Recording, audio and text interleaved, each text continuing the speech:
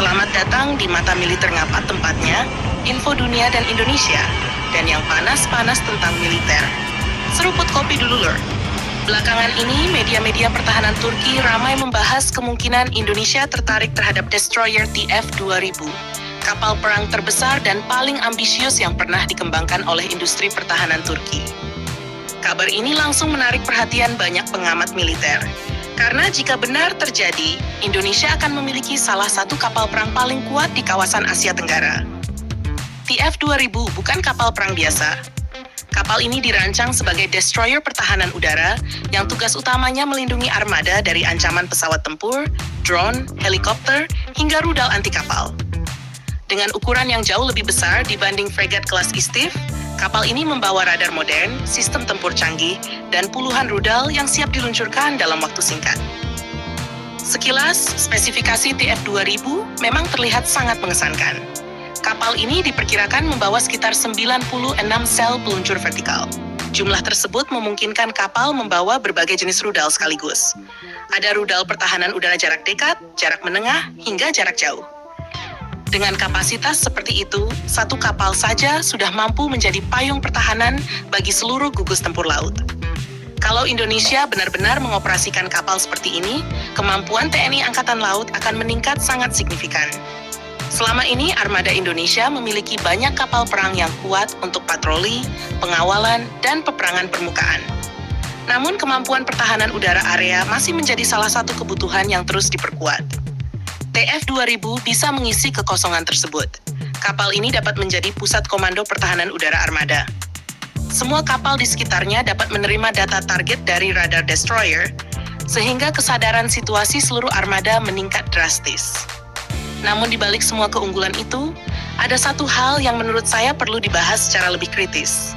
Menurut saya, TF-2000 masih terasa sedikit nanggung jika dilihat dari arah perkembangan peperangan modern saat ini. Kenapa? Karena ancaman masa depan tidak lagi hanya berasal dari pesawat tempur dan rudal anti kapal konvensional. Saat ini dunia sedang memasuki era peperangan rudal jarak jauh. Konflik yang terjadi dalam beberapa tahun terakhir menunjukkan bahwa rudal balistik, rudal hipersonik, dan rudal jelajah supersonik semakin banyak digunakan. Negara-negara besar sekarang berlomba membangun sistem pertahanan yang mampu menghadapi ancaman tersebut. Amerika Serikat mengembangkan sistem Aegis yang mampu mencegat rudal balistik. Jepang mengoperasikan destroyer khusus pertahanan rudal.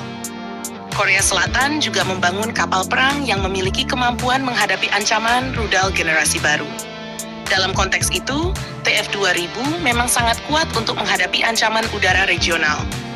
Tetapi hingga saat ini belum terlihat kemampuan anti-rudal balistik strategis yang setara dengan kapal-kapal Aegis. Ini menjadi penting karena rudal balistik berbeda dengan rudal biasa. Rudal balistik dapat terbang sangat tinggi sebelum kembali turun ke target dengan kecepatan luar biasa. Untuk mencegat ancaman seperti itu, dibutuhkan radar yang sangat kuat, sistem komando khusus, serta interceptor yang memang dirancang untuk menghancurkan rudal balistik. Jika ancaman yang datang adalah rudal balistik jarak menengah atau bahkan rudal antar benua, maka tantangannya jauh lebih besar dibanding menghadapi pesawat tempur atau drone. Selain itu, ada ancaman lain yang semakin sering dibahas, yaitu rudal jelajah supersonik. Rudal jenis ini terbang rendah mengikuti kontur permukaan laut dan bergerak dengan kecepatan beberapa kali lipat suara.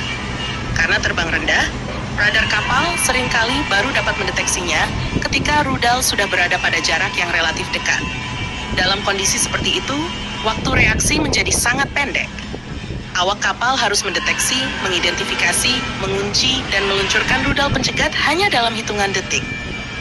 Kalau serangan datang dari satu arah, mungkin masih bisa ditangani. Tetapi bagaimana jika puluhan rudal datang secara bersamaan dari berbagai arah? Inilah yang disebut serangan saturasi. Serangan saturasi menjadi salah satu ancaman terbesar bagi armada laut modern. Bahkan kapal perang paling canggih sekalipun bisa kewalahan jika jumlah rudal yang datang terlalu banyak. Karena itulah banyak negara sekarang tidak hanya fokus pada jumlah rudal yang dibawa kapal, tetapi juga kemampuan radar, kemampuan pemrosesan data, kecerdasan buatan, sensor multispektrum, dan integrasi jaringan tempur.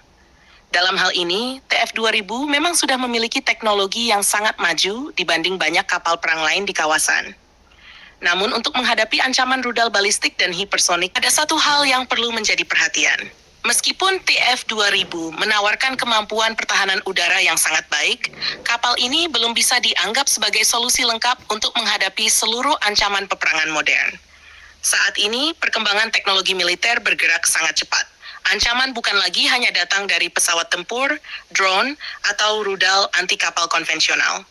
Negara-negara besar mulai mengembangkan rudal balistik, rudal hipersonik, serta rudal jelajah supersonik yang memiliki kecepatan sangat tinggi dan jauh lebih sulit untuk dicegat. Dalam aspek inilah, TF-2000 masih memiliki keterbatasan. Kapal ini memang dirancang sebagai destroyer pertahanan udara yang kuat, tetapi belum memiliki kemampuan pertahanan rudal balistik strategis yang setara dengan kapal-kapal Aegis milik Amerika Serikat, Jepang, maupun Korea Selatan. Meski demikian, bukan berarti TF-2000 tidak cocok untuk Indonesia. Justru jika melihat kebutuhan operasional TNI Angkatan Laut saat ini, kapal tersebut masih sangat relevan dan mampu memberikan peningkatan kemampuan yang signifikan. Tantangan utama Indonesia dalam beberapa tahun ke depan tetap berkaitan dengan pengamanan wilayah perairan nasional, perlindungan jalur perdagangan internasional, pengawalan armada laut, serta menjaga kepentingan strategis di kawasan seperti Laut Natuna Utara. Untuk menjalankan tugas-tugas tersebut, kemampuan pertahanan udara area yang dimiliki TF-2000 akan menjadi aset yang sangat berharga. Kapal ini dapat berfungsi sebagai payung pertahanan bagi armada dan meningkatkan kemampuan deteksi serta respons terhadap berbagai ancaman udara. Apalagi Indonesia saat ini sedang membangun armada laut modern yang terdiri dari fregat Merah Putih, kapal PPA Italia, fregat kelas Istif dari Turki, kapal selam generasi baru, drone maritim, serta berbagai sistem rudal modern. Kehadiran destroyer seperti TF-2000 akan menjadi pelengkap penting dalam struktur kekuatan armada tersebut. Selain itu, hubungan pertahanan Indonesia dan Turki juga semakin erat dari tahun ke tahun. Kerjasama kedua negara tidak hanya sebatas pembelian alutsista, tetapi juga mencakup transfer teknologi, pengembangan industri pertahanan, dan proyek bersama di berbagai sektor, mulai dari drone, rudal, kapal perang, hingga jet tempur. Kaan menunjukkan bahwa kemitraan strategis Indonesia dan Turki terus berkembang menuju level yang lebih tinggi.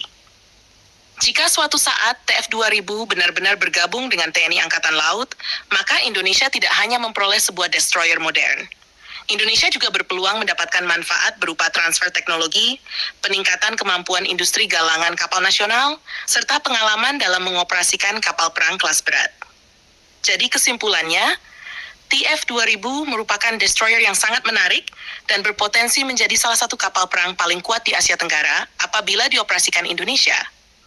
Namun menurut admin, untuk menghadapi ancaman masa depan seperti rudal balistik, rudal hipersonik, dan serangan rudal jelajah supersonik dalam jumlah besar, kemampuan TF-2000 masih terasa sedikit nanggung karena belum memiliki kemampuan anti-rudal balistik strategis yang benar-benar setara dengan kapal-kapal pertahanan rudal terbaik dunia. Karena itu, Indonesia tetap membutuhkan sistem pertahanan berlapis yang terdiri dari radar peringatan dini jarak jauh, pesawat AWACS, satelit pengamatan, jaringan sensor terintegrasi, serta sistem pertahanan udara strategis yang mampu menghadapi ancaman rudal generasi terbaru. Pada akhirnya, peperangan modern tidak hanya ditentukan oleh ukuran kapal atau jumlah rudal yang dibawa. Kemenangan lebih banyak ditentukan oleh siapa yang mampu mendeteksi ancaman lebih dahulu, memproses informasi lebih cepat, dan menghancurkan target dengan lebih akurat. Jangan lupa subscribe, like, dan komen di bawah sambil ngopi.